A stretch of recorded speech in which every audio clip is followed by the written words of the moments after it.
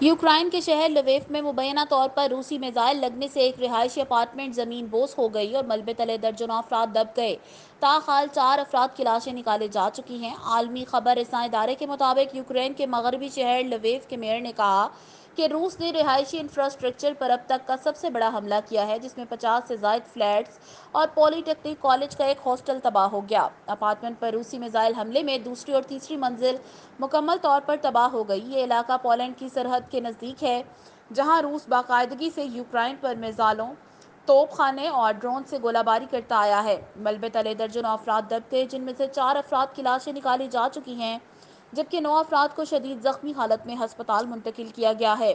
ہلاکتوں میں اضافے کا خدشہ ظاہر کیا جا رہا ہے۔ یوکرینی فوج کے ترجمان نے کہا ہے کہ دشمن کو منہ توڑ جواب دیں گے۔ ابھی یہ واضح نہیں کہ عمارت کو کتنے میزائل لگے، لیکن نقصان دیکھ کر اندازہ ہوتا ہے کہ میزائل 5 سے زیادہ بھی ہو سکتے ہیں۔